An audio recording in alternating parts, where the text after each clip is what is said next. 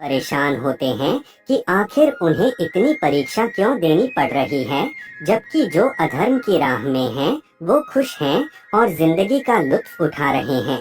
अगर आपके मन में भी ये सवाल आया है, तो आज हम आपको इसका जवाब देंगे। लेकिन उससे पहले वीडियो को लाइक करके चैनल को सब्सक्राइब जरूर कर ले। ये जवाब वो है जो भगवत गीता में लिखा है और श्री कृष्ण ने अर्जुन को दिया था। भगवत गीता में वर्णित कथा के अनुसार जब भी अर्जुन के मन में कोई दुविधा होती थी, तो वो श्री कृष्ण के पास पहुंच जाते थे। एक बार की बात है, अर्जुन भगवान श्री कृष्ण के समीप आकर कहा कि वो दुविधा में हैं और इसका जवाब वो श्री कृष्ण से चाहते हैं। श्री कृष्ण ने पूछा कि क्या सवाल है। अर्जुन ने कहा, मुझे ये जानना है कि अच्छे लोगों के साथ हमेशा बुरा ही क्यों होता है, वहीं बुरे लोग खुशहाल दिखते हैं। अर्जुन के मुंह से ऐसी बातें सुनकर श्री कृष्ण मुस्कुराए और कहा, मनुष्य जैसा सोचता है और महसूस करता है वैसा कुछ नहीं होता है, बल्कि अज्ञानता की वजह से वो सच्चाई नहीं समझ पाता है। अर्जुन उनकी ये बात समझ नहीं पाए। इसके बाद श्री कृष्ण ने क्या कहा वो जानते हैं। श्री कृष्ण ने अर्जुन से कहा, पार्थ, मैं तुम्हें एक कथा सुनाता हूँ।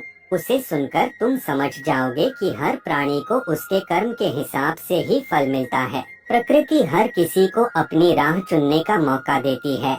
अब वो मनुष्य की इच्छा पर निर्भर करता है कि उसे धर्म की राह चुननी है या अधर्म की। कथा शुरू करते हुए श्री कृष्ण ने कहा, एक नगर में दो पुरुष रहा करते थे। एक पुरुष व्यापारी था जिसके जीवन में धर्म की बहुत महत्ता थी। वो पूजा पाठ में यकीन रखता था। वो हर रोज मंदिर जाता था और दान धर्म भी करता था और हर रोज भगवान की पूजा करता था। वहीं दूसरा पुरुष बिल्कुल विपरीत था। वो हर रोज मंदिर तो जाता था, लेकिन पूजा करने नहीं बल्कि मंदिर के बाहर से जूते चप्पल चुराने। उसे दान और धर्म से कोई लेना देना नहीं था। समय बीतता गया और एक दिन बहुत जोर की बारिश हो रही थी। इस वजह से मंदिर में पुजारी के अलावा कोई नहीं था। ये बात जब दूसरे पुरुष को पता चली तो उसने कहा कि ये सही मौका है मंदिर का धन चुराने का। पंडित से नजर बचाकर उसने मंदिर का सारा धन चुरा लिया। उसी समय धर्म कर्म में विश्वास रखने वाला व्यक्ति भी मंदिर पहुंचा।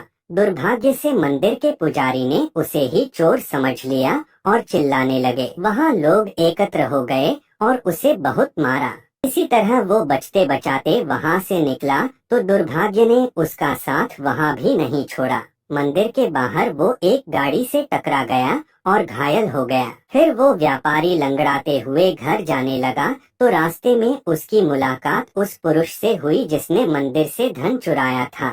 उसने कहा, आज तो मेरी किस्मत चमक गई, एक साथ इतना सारा धन मिल गया। ये सब देखकर उसे बहुत बुरा लगा और उसने अपने घर से भगवान की सारी तस्वीरें निकाल दी। कुछ सालों बाद दोनों की पुरुषों की मृत्यु हो गई। मरने के बाद जब दोनों यमराज की सभा में पहुँचे और भले पुरुष ने दूसरे व्यक्ति को देखा तो उसे बहुत गुस्सा आया। उसने क्रोधित होकर यमराज से पूछ ही लिया, मैं तो हमेशा अच्छे कर्म करता था, दान में विश्वास रखता था, इसके बदले जीवन भर मुझे अपमान और दर्द ही मिला और इस व्यक्ति को नोटों से भरी पोटली। आखिर ऐसा भेदभाव क्यों? इस पर यमराज ने कहा, पुत्र, तुम गलत समझ रहे हो। जिस दिन तुम्हारी गाड़ी से टक्कर हुई थी वो दिन तुम्हारे जीवन का आखिरी दिन था, परंतु तुम्हारे अच्छे कर्मों की वजह से तुम्हारी मौत सिर्फ एक छोटी से चोट में बदल गई। तुम इस दुष्ट व्यक्ति के बारे में जानना चाहते हो।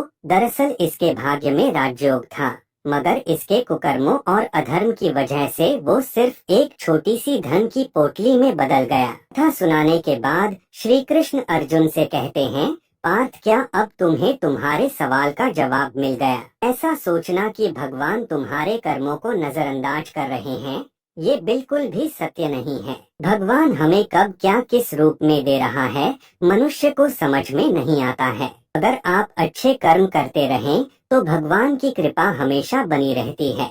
इसलिए अपने अच्छे कर्मों को बदलना नहीं चाहिए, क्योंकि उसका फल हमें इसी जीवन में मिलता है। इसलिए मनुष्य का फर्ज है कि वो हमेशा अच्छे कर्म करते रहें, क्योंकि श्री कृष्ण ने गीता में भी बताया है कि किसी के द्वारा किया गया कर्म बेकार नहीं जाता है। चाहे वो अच्छा हो या बुरा। धन